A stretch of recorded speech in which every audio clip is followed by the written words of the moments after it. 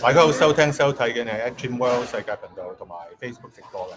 嗱，依家咧我哋喺皮爾遜機場附近咧，Pearson Airport 附近嘅一個餐廳咧，今日請嚟咧就有 PPC 加拿大人民黨嘅黨魁 Maxime Bernier 喺度嘅。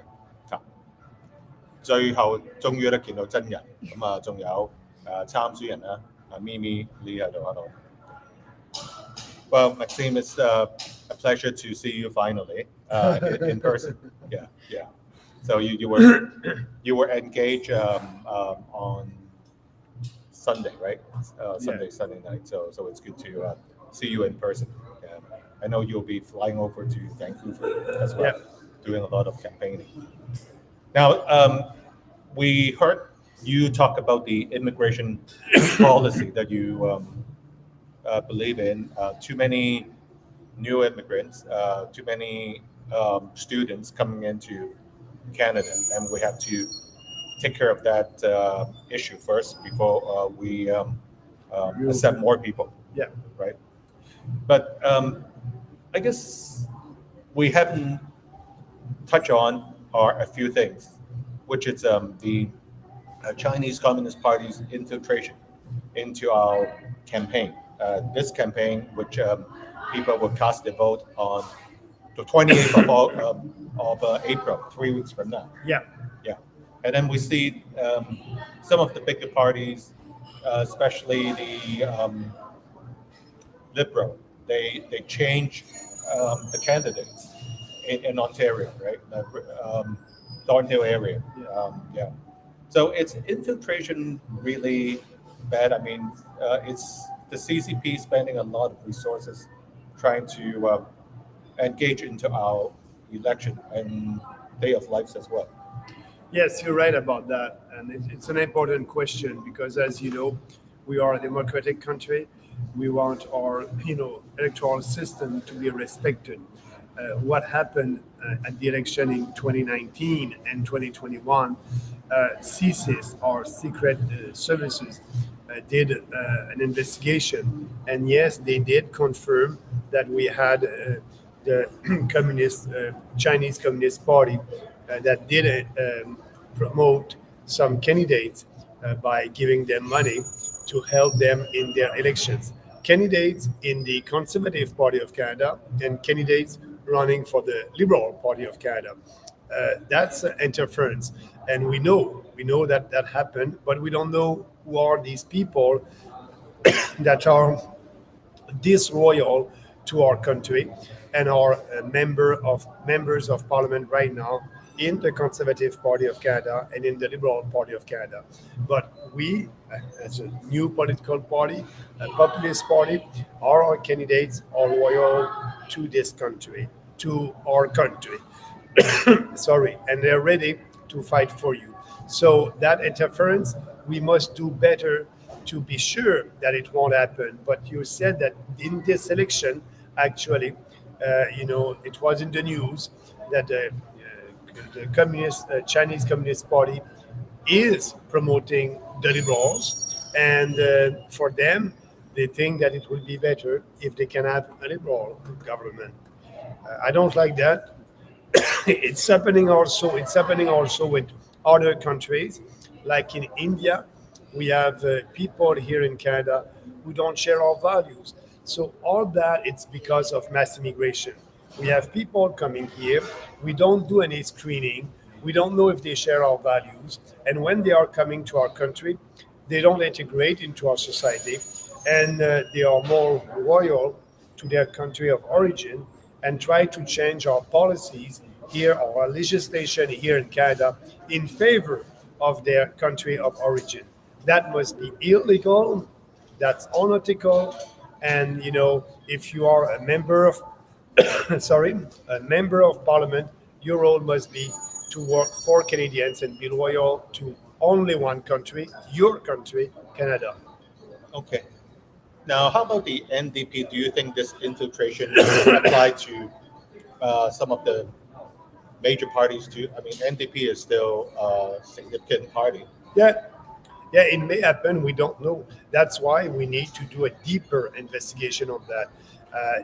We may have people who are members of parliament for the NDP who are not loyal to our party. I don't know.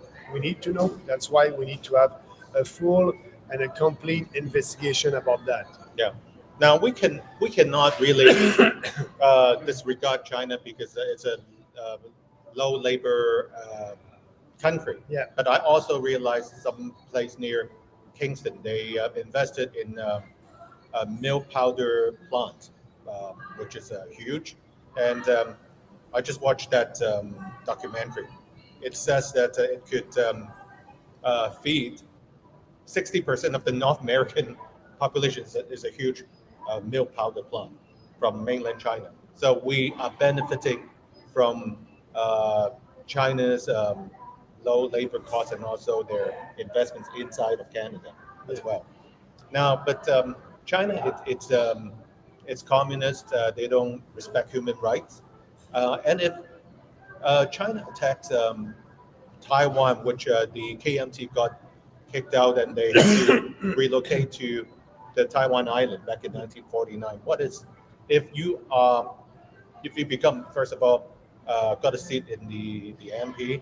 How would you raise your voice and raise the concern, because they seem to be the number 2 economic power, even though right now that President Trump from the U.S. tried to just tackle the tariff issue head on, just with the Chinese, right? Yeah. If Taiwan attacks, well, it's being attacked by the CCP, right? What would be your reaction as a single MP if you win a seat? Yeah. So our reaction will be, actually, as you may know, we are promoting peace and prosperity. We, the People's Party, we were the only one in Canada being against the war in Ukraine. We said it's not our war. We must not participate in that war. And now President Trump is trying to have a peace deal with Ukraine and Russia. We are for that 100%. And I have the same question also for the Middle East. The war in the Middle East right now. What is the position of the People's Party? Our goal is to promote peace. And actually, I'm not pro-Palestine. I'm not pro-Israel. I'm pro-Canada.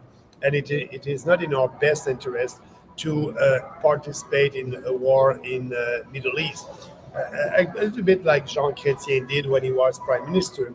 The war in Iraq, he decided not to participate in that. And I think that was the right decision. The war in Afghanistan, that we did participate, that was, a bad decision. It was not our war. A lot of Canadians died over there for nothing. Now you still have the Taliban in charge of that country. So that being said, for Asia, we want to work with every country will promote democratic values. So we believe in an independent Taiwan. We believe in Hong Kong.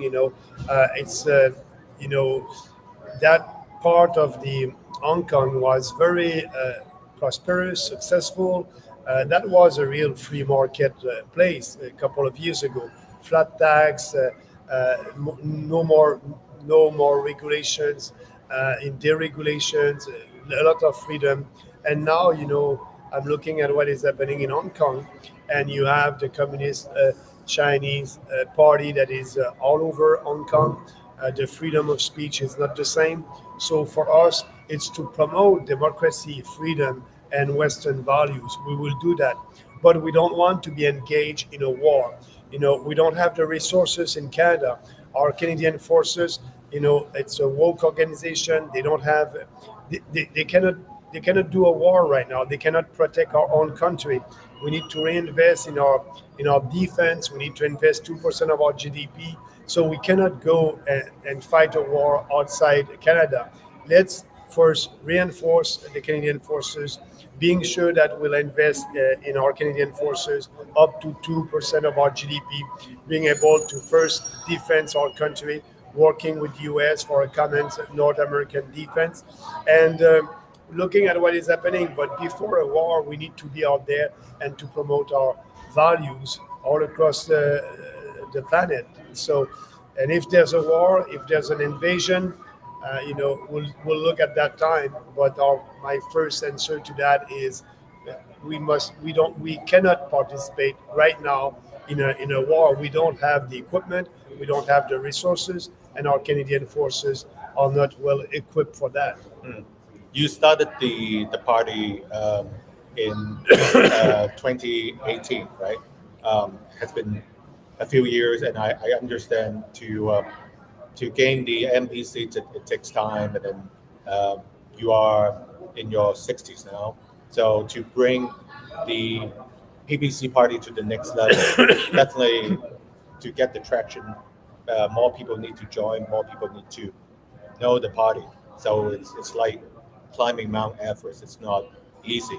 So my question here, I guess since we're running out of time, is do you think we need to reform our Senate system as well?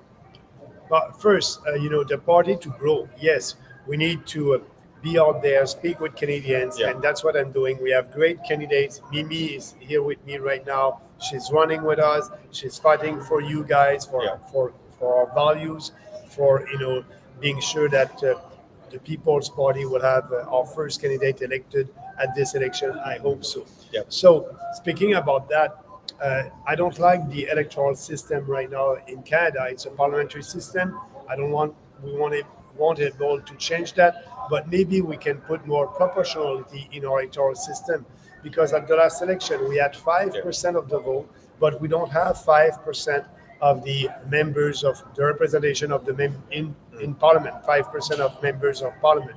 So if we can add a little proportionality, that would be easier for a new populist party to have more seats. But actually, the time is on our side. We'll be able to win. What about the Senate? Your question about the Senate. It has to be appointed by the Prime Minister. Right?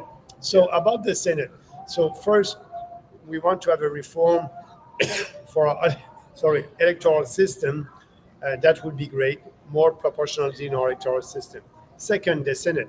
If we want to change the Senate, elected Senate or something like that, we will need to reopen the Constitution.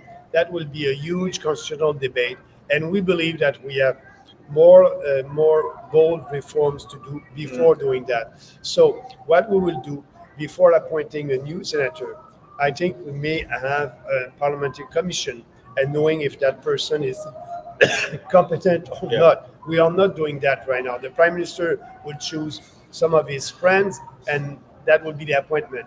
What we want in that system to have, everybody that will be appointed at the Senate must be before a parliamentary commission, and parliamentarians, members of Parliament, must be able to ask questions, and after that give a recommendation to the Prime Minister for that. And for the elected Senate, we will need to change the Constitution, so we don't want to do that. We want to respect the Constitution. That would be the most important. Okay. So, so right now, we have some Hong Kongers came over through the Hong Kong pathway, having huge issues because of their open work permit is being expiring. So we have other people asking in other occasions that we would like to know if we have seats in the Parliament, what are we going to do with this IRCC backlog and all that stuff? But first, we have that because the federal government opened our doors to everybody, and that's a backlog, and we have more people who are coming here who don't have any skills that we need as a country. So I know that what is happening in Hong Kong right now with the impact and the influence of the Chinese Communist Party, I understand that more people want to come to Canada. But as you know, we'll do that moratorium on immigration. But for people who are here in Canada, the federal government must respect what the federal government told them, and we're going to be sure that the federal government will respect what he said, to these people that are here in Canada right now. Okay. And I wish after the election, we can still work together. Oh, Let for more sure. Hong Kongers know about your party. Oh, And- absolutely, because the election for us is not an end; it's the beginning of something. You said I'm 62 years old. I'm in shape. I have a little hole right now, but I'm in shape. Everything's going well, and I'm there for the long run because we know that to do that common sense revolution together, it cannot take 1 or 2 elections. We're going to do our best to have our first candidate elected. Mimi may be elected. I may be elected. We're going to work hard for you guys. But, anyway, we'll be there for the next election. Yeah. And we'll have time to have a discussion. Yeah, we'll have a town hall style meeting next time when you're in Toronto. I appreciate that. Thank you. Thank you again. Thank you, Mimi. Thank you. Thank you, Mimi.